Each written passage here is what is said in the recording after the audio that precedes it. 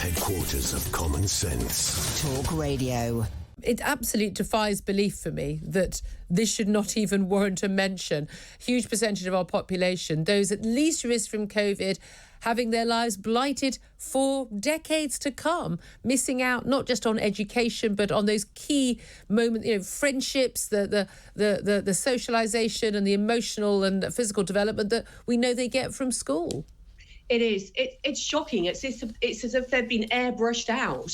But ask anyone with children, anyone with grandchildren, everyone knows this was a generation that made the greatest sacrifices for others, but actually were hardest hits. 3-year-olds who didn't learn to crawl, 4-year-olds who couldn't leave their parents' side when they needed to start going to school. We've seen a huge loss of learning, over 100 days on average, and many more in many parts of the country that are hardest hit.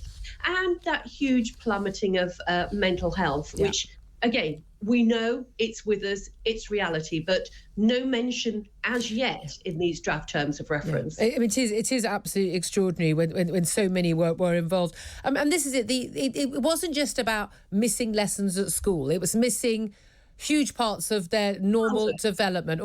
Given that we have spent years, my God, I've been writing about this stuff for years, of how terrible it is that kids are sitting on their screens and not having that face-to-face contact. And it's not just what you're seeing and what you're doing when you're sitting on a screen. It's the fact you're not outside in the sunshine playing with or in the rain playing with your friends, having that that ability to see facial expressions, to have physical contact with people, to play sport, all of those other things.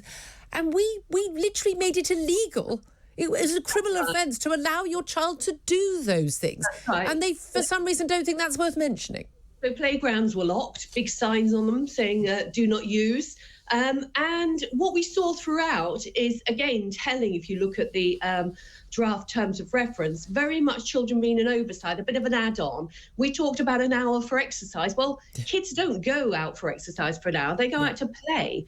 But no mention of being able to play, and no mention of being able to play in groups with their friends. There were, in some of the UK countries, they did start to make some headway on that, so groups of younger children could, but it wasn't consistent at all. Well, those of us who've got only children, don't worry, your child is now going to have no contact with the outside world at all. I mean, this is the thing, isn't it? It wasn't thought through, and we know that other countries, other than Italy, in Europe, we are the country that closed our schools for the longest. Some countries, like Sweden, didn't close their schools for under 16s at all. They did not see a higher death rate than us. In fact, on the contrary, they saw a lower death rate than us. And of course, we know, and we've known all along, this is by far an age-related illness. And the idea that, 1-year-olds or 10-year-olds or 16-year-olds should have to sacrifice for, I'm sorry, but even for relatives of mine in their 80s, I think that is a society that's got its ethics upside down. Yeah.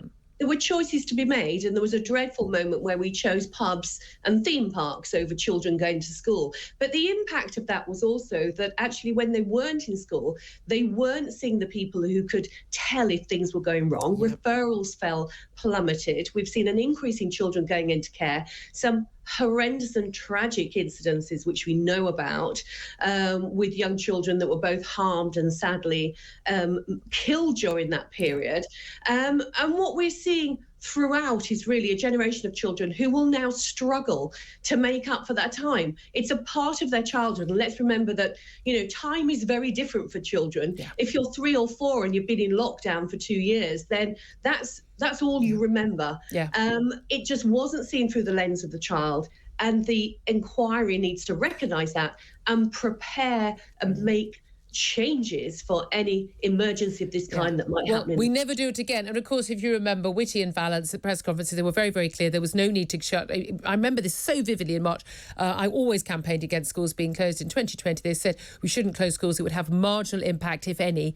And it was not necessary. Yeah. They did it anyway because the public demanded it and the media demanded it, not because there was any evidence for doing this. I tell you what still upsets me is seeing parents who've got their kids in masks and parents who are masked talking to their children and talking to their babies. is the damage done to our children, to their ability to learn, their language development, their mental health, we haven't even touched the sides of what's going to happen. I can see it in children I know who were really doing absolutely fine in life and who have been so damaged by this. And these are children in loving, happy families who had lessons throughout, and they have been damaged. So God help those who've been trapped in much worse situations. Yeah, so it's a long shadow, and for many children, it will take months, years, if ever, that they get over what they experienced during that time.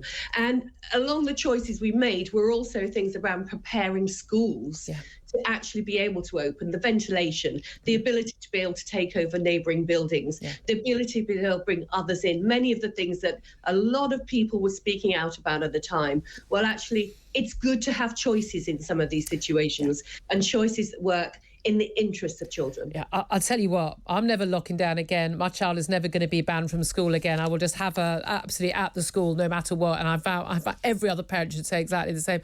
Anne Longfield, you have just been such an amazing advocate for children, putting them first all the way, and not just because of your job. I know it's something you feel so strongly about as chair of the Commission on Young Lives. Thank you so much for that. Good talk. Hot talk. Bold talk. Talk radio. Listen on your smart speaker. Watch it live on your smart TV. The world headquarters of common sense. Talk Radio.